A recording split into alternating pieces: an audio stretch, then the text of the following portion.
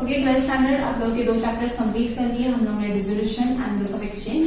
आज नया chapter start करने वाले हैं, चैप्टर 8 कंपनीज अकाउंट। अब तक तो ये ऑप्शनल सब्जेक्ट, ऑप्शनल चैप्टर था पिछले साल तक तो, लेकिन इस साल का जो आपका पेपर पैटर्न है उसमें ये वाले चैप्टर के साथ ना थियरी चैप्टर का ऑप्शन दिया है, तो बेटर है ये चैप्टर कर लो, इजी है, जनरल सब समझ जाएगी।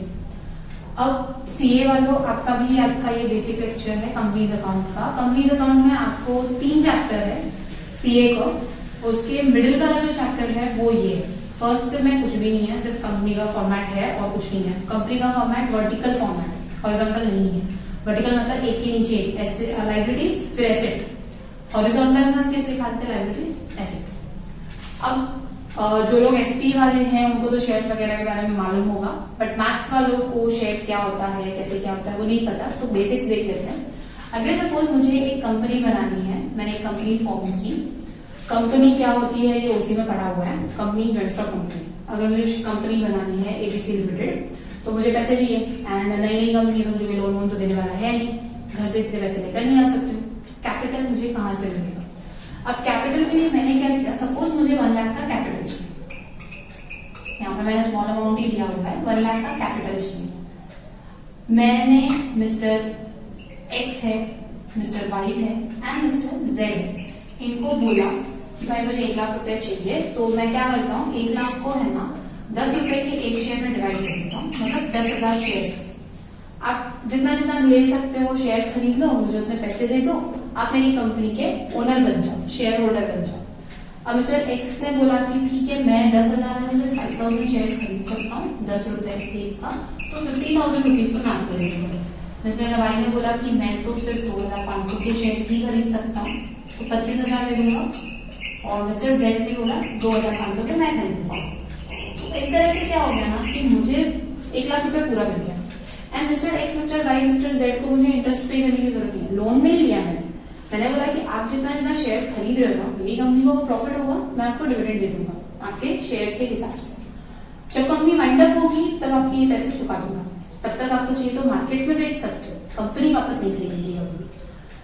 तो यहाँ पर मिस्टर एबीसी लिमिटेड का फायदा क्या होगा, उसको लोन नहीं देना पड़ रहा है, क्योंकि लोन लेता तो इंटरेस्ट का बर्डन हो जाता, फिक्स इंटरेस्ट पे पे करना ही है। प्लस यहाँ पर ये जो ओनर है ना mister X, mister Y, mister Z, ये रोज रोज तो नहीं आएंगे बोलने के लिए कि आप कंपनी ऐसे चलाओ वैसे चलाओ, बहुत सारी जगह पे स्कैटर्ड है, तो बोर्ड ऑफ डायरेक्टर्स कंपनी को चलाएंगे। तो ये हो गए हमारे share holders, the real owner. अब मिस्टर एक्स ने बोला कि ठीक है मैं आपको 50,000 रुपीज दे रहा हूँ, लेकिन ये जो 10 रुपए है ना वो मैं एक साथ नहीं लूंगा, मतलब 5,000 शेयर्स खरीद रहा हूँ, 10 रुपए एक साथ तो नहीं दे सकता।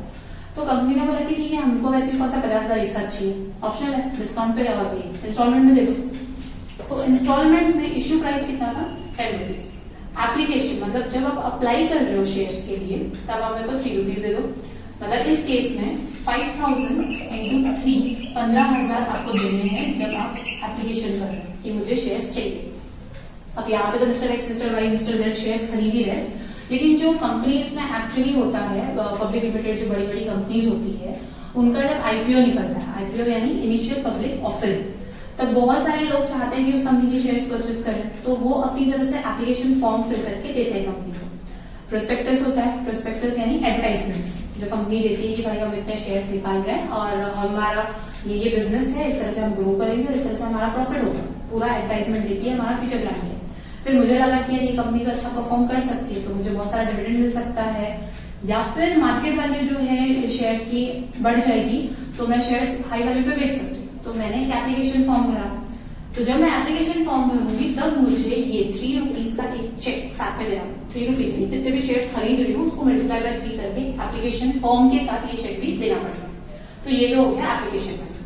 अब आता है अलॉटमेंट। अगर सपोज कंपनी के पास बहुत सारी एप्लीकेशन हो गई, उसने शेयर्स निकाले सिर्फ 1 लाख की और एप्लीकेशन आ गई थी 2-3 लाख की, तो उसको बोलते हैं ओवर सब्सक्रिप्शन। यहाँ पर आपको सम आएगा ओवर सब्सक्रिप्शन का। जब applications are more than share capital available is known as over subscription.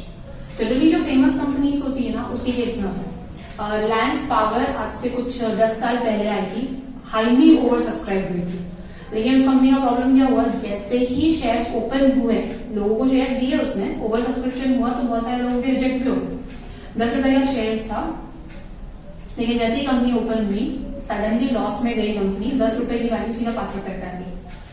तो रिस्की होता है। तो अगर कोई कंपनी बहुत अच्छा परफॉर्म कर रही है तो बहुत सारे लोग अप्लाई करेंगे, तब क्या हो जाएगा, ओवर सब्सक्रिप्शन। अगर ओवर सब्सक्रिप्शन होता है तो कुछ शेयर्स रिजेक्ट करने पड़ेंगे और कुछ शेयर्स को हमको अलॉट करना पड़ेगा। तो एसपी में इस साल तो नहीं है, पिछले साल था regret letter and allotment letter. Allotment letter में हम क्या कर रहे हैं, शेयर्स दे रहे हैं। तो जब मैं अलॉटमेंट के लिए आपको लेटर लिख रही हूँ तो मैं बोलूंगी यार 3 रुपए एप्लीकेशन का भर दिया, अब आपको फाइनल शेयर मिल चुके हैं, 3 रुपए और भर दो। तो यहाँ पर 5,000 into 3 15,000 रुपीज और मिल जाएंगे।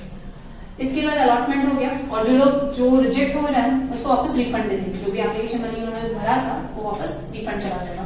तो रिग्रेट लेटर के साथ में एक रिफंड ऑर्डर भी अटैच हो जाएगा और अलॉटमेंट के साथ में हम अपनी बैंक डिटेल भेजेंगे कि आप इस बैंक में जाकर इतना अमाउंट डिप यहाँ पे जमा कर दो। उसके बाद आता है फर्स्ट कॉल, मतलब अपने इंस्टॉलमेंट में पैसे ले रहे हैं। तो 3 रुपए एप्लीकेशन हो गया, 3 रुपए अलॉटमेंट हो गया।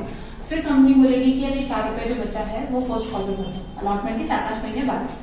तो फाइनल हमको यहाँ पर पे करना होगा 20 रुपीज। तो ये पूरे मिलाकर 50,000 कंप्लीट हो गए। इन शॉर्ट इसका मतलब क्या है कि कंपनी ने बोला कि एक साथ पैसा मत दो, थोड़ा थोड़ा जब भी हमको जरूरत है हम आपको कॉल करेंगे। First call, second call, first call भी हो सकता है, आगे सेकंड कॉल भी हो सकता है। सपोज फर्स्ट कॉल में 2 रुपया मांगा, सेकंड कॉल में 2 रुपया और मंगा सकती है। तो कंपनी ने बोला कि जब भी हम आपको कॉल करेंगे तो आप हमको पैसे दे देना, इंस्टॉलमेंट में पे कर दो, फुल एक साथ पे करने की जरूरत नहीं। अब जो शेयर्स होते हैं वो एट पार मतलब 10 का शेयर 10 में ही इश्यू कर रहे हैं। एट डिस्काउंट 10 का शेयर 9 रुपीज में इश्यू करेंगे। डिस्काउंट कब देती है कंपनी, जब कंपनी नहीं हो, जब उसको लगता है कि यार शेयर तो कोई खरीदेगा नहीं इतनी जल्दी, तो सोचती है चल सस्ते में दे रहे हैं आपको। तो 10 रुपए का शेयर 9 रुपए में ही दे देती है। 10 रुपया होती है फेस वैल्यू। इनिशियली जब शेयर उसको लगता है कि मार्केट में या फेस वैल्यू पे इतना होना चाहिए। तो प्रीमियम जब कंपनी बहुत हाईली प्रॉफिटेबल है और बहुत अच्छे से चल रही है और नए शेयर जब लेकर आती है तो प्राइस हाई रखती है, उसको बोलते हैं प्रीमियम, ज्यादा प्राइस पे। अब ओवर सब्सक्रिप्शन तो हो गया, जितना हमने सोचा था उससे ज्यादा ही एप्लीकेशन लगे, तो वो हो गया ओवर सब्सक्रिप्शन। अब किसी किसी केस में क्या होता है कि कंपनी ने जितना सोचा था उससे भी कम की एप्लीकेशन आ गई, उसको बोलते हैं अंडर सब्सक्रिप्शन। एंड एक चीज यहाँ पर, अगर 95% से कम एप्लीकेशन आती है कंपनी का वो इश्यू क्लोज हो जाएगा, कंपनी शेयर्स नहीं ले सकती, उसको बंद करना पड़ेगा, वापस री इश्यू करना पड़ेगा बाद में। तो अंडर सब्सक्रिप्शन में अगर मैंने 1 लाख का एप्लीकेशन निकाला है तो कम से कम 95,000 तक के एप्लीकेशन आने चाहिए मेरे पास, नहीं आते हैं इश्यू वहीं पे क्लोज हो जाएगा। अब कॉल्स एंड एरर्स। अब सपोज मैंने मिस्टर एक्स को बोला कि भाई ये 5,000 पे 4 रुपया बनता है, 20,000 दे दो। मिस्टर एक्स ने बोला सॉरी अभी मेरे पास पैसे नहीं है, तो उसको बोलते हैं कॉल्स एंड एरर्स, मतलब कॉल नहीं पे किया, अभी नहीं पे किया, बाद में कर सकता है, तो बैड डेट नहीं है, इसको बोलते हैं कॉल्स एंड एरर्स, मतलब कॉल पे करना बाकी है, हमने बुला लिया, पैसा मंगा लिया, लेकिन अभी तक उसने पे नहीं किया। नेक्स्ट है कॉल्स एंड एडवांस। अब मिस्टर एक्स ने बोला यार कौन इतना धीरे धीरे पे करेगा, उसकी बजाय एक ही साथ पे कर देता हूँ मैं, अलॉटमेंट के टाइम पे ही उसने ये रुपीज जो थे ना 4 वो भी पे कर दिया, मतलब कॉल एडवांस में पे कर दिया। नेक्स्ट है फोर फीचर के केस में क्या होता है, ये जो 4 रुपए मैंने कॉल किया था मिस्टर एक्स को, मैंने 2 रिमाइंडर दिया, 3 रिमाइंडर दिया, नहीं भर रहा है वो, कॉल्स एंड एरियर्स ही है तब से, तो मैंने क्या किया ये शेयर्स कैंसिल कर दिया कि अगर मिस्टर एक्स ने जितना एप्लीकेशन और अलॉटमेंट भरा है ना उतना पैसा मेरा, मिस्टर एक्स को मैं शेयर्स नहीं दूंगा, शेयर होल्डर की तरह नहीं मानते हैं, उसका शेयर्स कैंसिल कर देते हैं, उसको बोलते हैं फोर फीचर तब होता है जब कॉल्स एंड एरियर्स होता है और 2-3 रिमाइंडर के बाद भी सामने वाला आपको पैसे नहीं दे रहा है, तो उसको बोलते हैं कैंसिलेशन या फोर फीचर। अब जो फोर फीचर शेयर्स है, अब फोर फीचर शेयर्स मतलब ये जो 5,000 शेयर्स थे मिस्टर एक्स के तो नहीं है, मतलब वापस कंपनी के हाथ में, कंपनी इसको री इश्यू करती है, उसकी एंट्री आ जाती है यहाँ पर 7 री इश्यू। यहां तक तो ऑलमोस्ट चीजें खत्म हो गई। सबसे पहले आती है basic issue, basic at par at discount at premium हो सकता है, उसके बाद over subscription and under subscription की एंट्रीज आ सकती है, calls and arrears, calls and advance, forfeiture और इश्यू। कभी कभी किसी केस में क्या होता है ना कि मैंने सपोज मशीन परचेस की और मेरे पास अभी पैसे नहीं है, तो मैंने बोला कि काम करो मेरी कंपनी के शेयर्स ले लो, जैसे कि कंपनी अच्छे से चल रही है तो मैं कैश की बजाय आपको शेयर्स दे दूँ, तो आप मेरी कंपनी के शेयर होल्डर बन जाओगे और मेरी मशीन का प्राइस सेटअप हो जाएगा, तो उसको बोलते हैं issue other than cash. Issue किए हमने शेयर, लेकिन हम सामने कैश नहीं ले रहे, हम सामने अपने जो क्रेडिटर्स है उनको पे कर रहे हैं, लोन पे कर रहे हैं, या हम कोई एसेट खरीद रहे हैं, issue other than cash. 12th में बैलेंस शीट भी आएगी, सिर्फ एक्सट्रैक्ट आएगा कि ये जो सब जर्नल एंट्रीज आप पास करोगे ना, उसको बैलेंस शीट में किस तरह से शो करना। फुल फ्लेज बैलेंस शीट नहीं आने वाली है। सीए वालों को भी फुल फ्लेज बैलेंस शीट नहीं आती है इसमें, इस चैप्टर में तो नहीं आएगी। 3rd चैप्टर में आप लोगों को डिबेंचर्स है। ओके, अब चलते हैं जर्नल एंट्री पे। जर्नल एंट्रीज में जब हम इश्यू करते हैं शेयर्स तो एक सीक्वेंस में जर्नल एंट्रीज आनी चाहिए, कभी भी ऊपर उठा के नीचे ऐसे नहीं लिखना है, पूरा एक सीक्वेंस में जाएगी। सबसे पहले मिस्टर एक्स ने क्या किया था, एप्लीकेशन मनी दिया था, पैसा मिला था, तो हम पहली एंट्री करेंगे एप्लीकेशन मनी रिसीव्ड का रिकॉर्ड करेंगे। सेकेंड एंट्री, अब ये जो एप्लीकेशन मनी है उसको रिकॉर्ड करना है, क्योंकि हमको जो एप्लीकेशन मनी मिला था उसको हमको फाइनली कैपिटल में डालना है, तो हम कैपिटल में रिकॉर्ड करने की एंट्री करेंगे। नेक्स्ट एंट्री, हम अलॉटमेंट का रिमाइंडर देते हैं। हमेशा एक चीज याद रखना, एप्लीकेशन मनी हमको पहले मिलता है, रिकॉर्ड हम बाद में करते हैं। उसके बाद से पहले हम ड्यू रिकॉर्ड करते हैं, उसके बाद मिलता है। जैसे आप लोग कभी कॉलेज में एडमिशन या क्लासेस में एडमिशन लेते हो तो आपको एडवांस फीस पहले पे करनी पड़ती है, उसके बाद आपको ये रिकॉर्ड करके रिसिप्ट मिल जाता है। लेकिन इंस्टॉलमेंट्स जो होता है ना, वो हमेशा पहले रिमाइंडर देना पड़ता है, फिर बाद में मिलता है। तो ये इंस्टॉलमेंट्स पहले रिमाइंडर यानी ड्यू होगा और उसके बाद रिसीव होगा। सेम वे में फर्स्ट ऑफ ऑल भी पहले ड्यू होगा, उसके बाद रिसीव होगा। तो जब भी इश्यू होता है ये 6 एंट्री आती ही है। डिपेंड करता है अगर फर्स्ट कॉल पे स्टॉप हो गया तो, अगर सेकेंड कॉल है तो 2 एंट्री और आ जाएगी इसमें। तो अभी हम लोग एक बेसिक सम कर रहे हैं 12th का, उसके बाद सीए वालों को मैं एक होमवर्क दूंगी, सेम टाइप का सम है आपका भी। तो पहले हम एक बेसिक सम देख लेते हैं, फिर आगे। 12th स्टैंडर्ड का है क्वेश्चन नंबर 1, पेज नंबर 315। पहले हम हमेशा सम करते हैं, उसके बाद आपको ये सारी जर्नलिस्ट लिखवा के दूंगी, क्योंकि सम किया है तो आपको ये पता चलेगा कि कौन सी चीज कहाँ पर यूज होती है। डायरेक्टली नोट्स लिखवाओगे तो लिखते जाओगे तो समझेगा नहीं। सम ऑलरेडी बोर्ड पर है, थोड़ा नहीं समझ। Jandhan limited issued 60,000 equity shares of ₹10 each able as, आपके सामने है ना, वो 2 रुपए गायब कर दिए, वो एप्लीकेशन मनी है। तो एप्लीकेशन मनी है ₹2, allotment money ₹3, first call ₹3 and final call ₹2। कभी भी है ना, सम जब रीड करोगे ये चेक कर लेने का कि इनका टोटल ₹10 होता है ना, 2 + 3 + 3 + 2 होता है ₹10। क्योंकि कभी कभी क्या होता है ना कि वो लोग ये नहीं बोलते कि फाइनल कॉल कितने का, तो जो भी ₹10 में से बचा है वो फाइनल कॉल है। अब यहाँ पर सारे शेयर्स इश्यू हुए, ड्यूटी सब्सक्राइब हुए, सब कुछ पे गया, कोई ओवर सब्सक्रिप्शन नहीं है, कोई अंडर सब्सक्रिप्शन नहीं है। सबसे पहले क्या हुआ था, एप्लीकेशन मनी आया था। जब भी पैसा आता है वो कहाँ जाता है, ऊपर। तो जब भी पैसा आया वो ऊपर। डेट ऐसा कुछ मेंशन नहीं की है तो आपको 1 2 3 सीक्वेंस नंबर ही लिखने पड़ेंगे। तो bank account debit to share application account. सबसे पहले जब भी पैसा आता है हम बैंक को ही ऊपर डालते हैं। तो बैंक अकाउंट डेबिट टू किसकी वजह से आया, शेयर एप्लीकेशन। और यहाँ पर ना इक्विटी शेयर एप्लीकेशन लिख देना, to equity share application account. क्योंकि आपको सम में कभी कभी प्रेफरेंस शेयर्स भी है, तो प्रेफरेंस शेयर्स एप्लीकेशन किसकी वजह से आ रहा है उसका नाम। कितना मिलेगा, 60,000 के शेयर्स पे ₹2, तो 1,20,000 यहाँ पर, 1,20,000 यहाँ। Be application money received.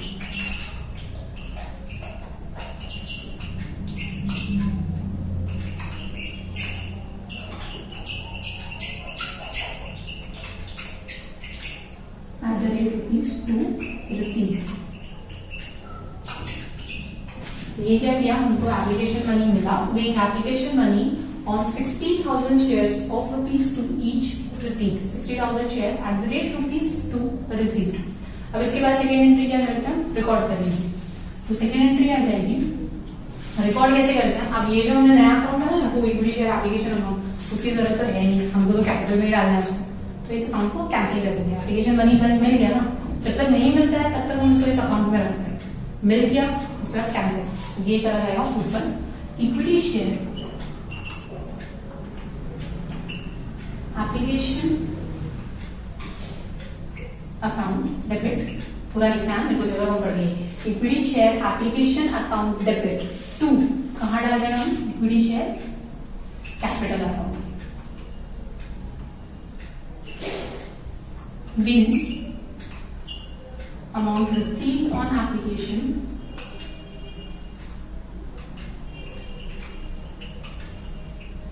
transferred. Same 1,20,000.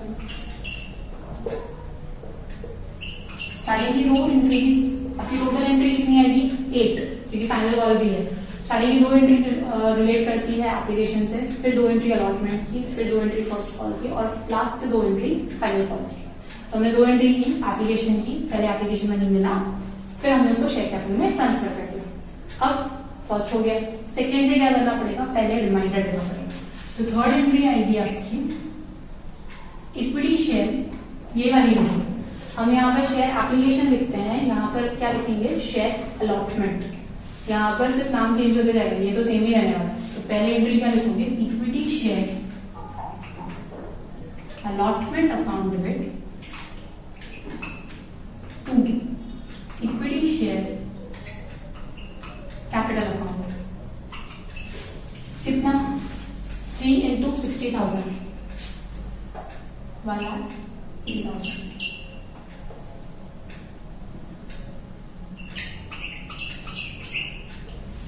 being allotment money due, हमने यहाँ पर ड्यू की एंट्री की। उसके बाद चौथे में हमको रिसीव होगा। रिसीव होगा तो वापस बैंक अकाउंट डेबिट। किसकी वजह से रिसीव हो रहा है, अलॉटमेंट की वजह से। ये जो अलॉटमेंट अकाउंट है और एप्लीकेशन अकाउंट है, फर्स्ट कॉल अकाउंट है, इनकी एज कोई जरूरत नहीं है। एक एंट्री में हम डेबिट करते हैं, दूसरी एंट्री में क्रेडिट कर देते हैं, कैंसिल करते हैं। हमको मेन क्या करना है, जितना पैसा मिल रहा है और कितना कैपिटल है, बस उतना है। तो अभी अलॉटमेंट की वापस जरूरत नहीं है, तो टू शेयर अलॉटमेंट अकाउंट।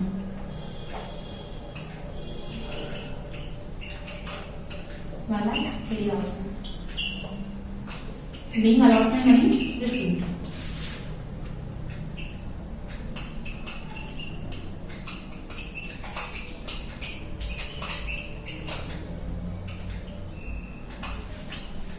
अब इसके बाद क्या हुआ, फर्स्ट कॉल ड्यू होगा, उसके बाद रिसीव होगा, सेम एंट्री। तो अलॉटमेंट तक की हमने 4 एंट्री कर दी। अभी करते हैं फर्स्ट कॉल की एंट्री। फर्स्ट कॉल में पहले क्या होगा, ड्यू। तो equity share first call account debit to equity share capital. Amount कितना, फर्स्ट कॉल का कितना, 3 रुपीज, यानी 3 into 60,000, 1,80,000। नेक्स्ट एंट्री में क्या होगा, रिसीव हो जाएगा ये, being first call amount due. 6 entry में रिसीव हुआ ये बैंक अकाउंट। क्यों रिसीव हुआ, फर्स्ट कॉल की वजह से। तो bank account debit to equity share first call account, bank account debit to equity share first call account, same 1,80,000 being first call amount received.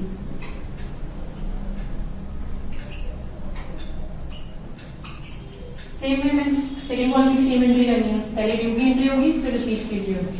यहाँ पर इतना सिंपल क्यों है, क्योंकि एक तो ये फर्स्ट है, दूसरा ना तो बीच में कोई कॉल से एरियर्स आ रहा है, ना प्रीमियम आ रहा है, ना डिस्काउंट आ रहा है, सब कुछ स्ट्रेट वे जा रहा है। सब सारे शेयर्स इश्यू किए हुए, सब्सक्राइब हुए हैं, अंडर सब्सक्रिप्शन ही, ओवर सब्सक्रिप्शन ही। लेकिन इतने इजी हम एग्जाम में नहीं आते हैं।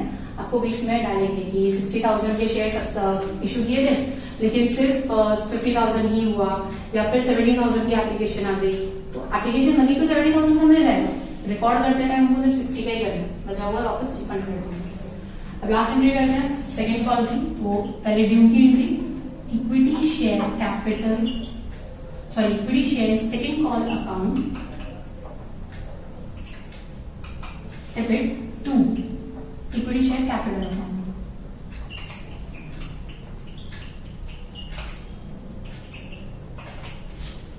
कितना, 1 लाख, तो 2 रुपए ना, तो 1,20,000 being second call due, being second call amount, second call due, आपकी बुक में हो सकता है कि नरेशन बहुत बड़ा बड़ा लिखा हो, इतना बड़ा लिखने की जरूरत नहीं है, शॉर्ट में लिख सकते हो। सेकंड कॉल ड्यू है या आगे लिखना है तो @(rupees 2). उसके बाद लास्ट मिला अमाउंट बैंक अकाउंट डेबिट, ये 1,20,000 रुपया मिल गया। 2 equity share, second call account, being second call amount received।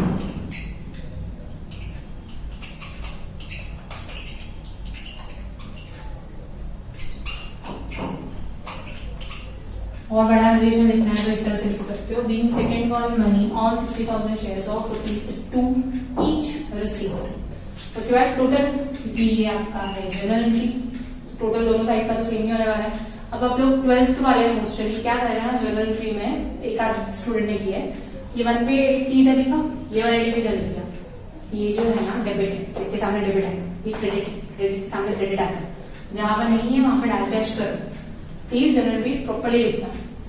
ये इसका वेटेज भी चैप्टर का 10 मार्क्स का ही है, तो आपको जर्नल एंट्रीज आएगी और इसी तरह से आएगी, फ्लो फीचर्स वगैरह सब डाल के। ठीक है, तो यहाँ पर ये सम कंप्लीट हो गया, टोटल लिख लेना क्योंकि जर्नल एंट्रीज है तो टोटल तो होना ही पड़ेगा।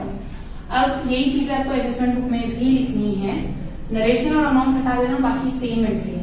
एप्लीकेशन में 2 एंट्री थी, पहले अमाउंट मिलता है, तो अमाउंट जब मिलता है तब एंट्री क्या करते हैं, bank account debit 2 equity share application money, application account. फिर हम रिकॉर्ड करते हैं, तो ये जो क्रेडिट हुआ है ना उसको कैंसिल करते हैं, तो equity share application account debit 2 equity share capital. फिर सेकेंड एंट्री होती है अलॉटमेंट। अलॉटमेंट में पहले ड्यू की एंट्री आएगी, ड्यू की एंट्री किस तरह से लिखोगे, ये ना फर्स्ट कॉल की जो ड्यू एंट्री ना, same equity share allotment account debit 2 equity share capital, मिला तो bank account debit 2 equity share allotment account. फिर ये फर्स्ट कॉल, उसका पेमेंट मिला, ये सेकेंड कॉल और इसका पेमेंट मिला। तो प्लीज एडजस्टमेंट बुक में ये 8 एंट्रीज लिख देना, आगे की 4 फीचर्स वगैरह की लिखवा के दूंगी। अब इसके बाद जो नेक्स्ट सम है क्वेश्चन नंबर 2, वो आप लोगों को ट्राई करना है, कुछ है नहीं उस सम में। Honesty Limited issued 2,000 preference shares of ₹10 each payable, 4 on application, 2 on allotment, 4 on first and final call। एक ही कॉल है, ₹4 एप्लीकेशन पे मिल रहा है, ₹2 अलॉटमेंट में मिल रहा है और ₹4 फर्स्ट और फाइनल कॉल, मतलब 4 + 2 + 4 हो गया ₹10। Shares were fully subscribed and all amount were received. तो यहाँ पर इक्विटी शेयर्स की जगह पर क्या आ जाएगा, preference shares capital, preference share capital, preference share application account, preference share allotment account, preference share first call, preference share second call.